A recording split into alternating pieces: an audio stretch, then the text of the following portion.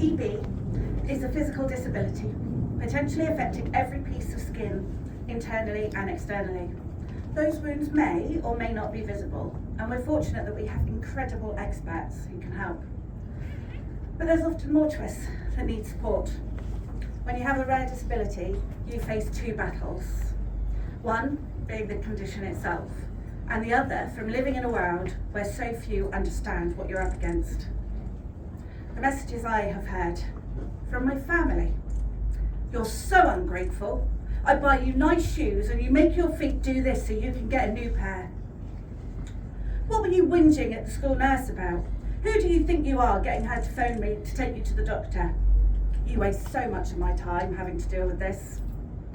If you don't pop those ugly things quickly, I'll cut them off with a razor blade. From my childhood peers, it's just your skin, not something important like a heart. People only get small blisters, so you're lying. Ugh, you're gross. Weirdo, you walk like you've pooed your pants. Have you pooed your pants? She's pooed her pants. From my doctors before diagnosis, you sweat too much. You're moving too much. You're not moving enough. Your skin's too soft, so you're making these happen. Your skin's too hard, so you're making these happen. From previous partners, you're disgusting. Not going anywhere near those ugly things. No one else would love you with everything that's wrong with you. It's just your skin. It's not important. Forgetting that our skin is the largest organ we have. The infections, the fatigue, waking up in pain, living with pain, trying to sleep with pain, walking awkwardly to minimise pain in our feet, which causes pain in our hips, knees, backs, the constant itching, the excessive sweating some of us have, the dribbling from blisters in our mouths and how much it can hurt to eat and drink, the wanting to live fully but scared of the wounds, the pain, the looks, the judgments, having to ask for help for things that others don't ever have to consider, ensuring cutlery is smooth and rounded because ridges and sharp edges hurt. Same for pens, same for everything. Everything has to be considered before we touch it, eat it, wear it, walk on it.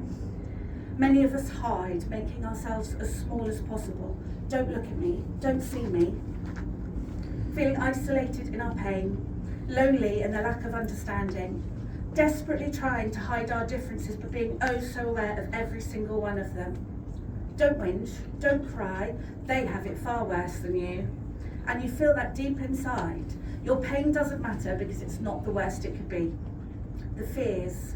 Will I be able to study, to dance, to play football, to go to university, to work, to love, to have children? The guilt for not being worse. How can I complain? The guilt for how it impacts those around us. The guilt that our friends with EB have it worse. Feeling pathetic as you cry because you can't open a juice bottle without your skin tearing. Knowing these tears are really for every time it hurts to do something others find so easy. Feeling weak, pathetic, alone, misunderstood, a failure, because our skin struggles to do so many things that 99% of the global population would find hard to contemplate, because they cannot truly comprehend what it's like to live with skin that doesn't, well, skin the way it should. We live with a skin disability, but it is far more than our skin that is impacted. We shoulder so much, and it's our minds that feel the weight. And that's a whole other kind of constant pain.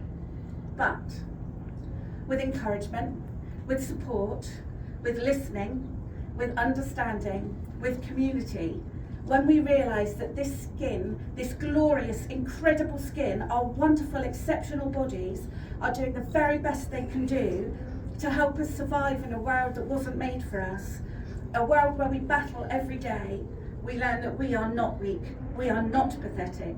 We can use those tears like water that is essential for every living organism and allow them to water us so we grow, so we bloom, so we thrive.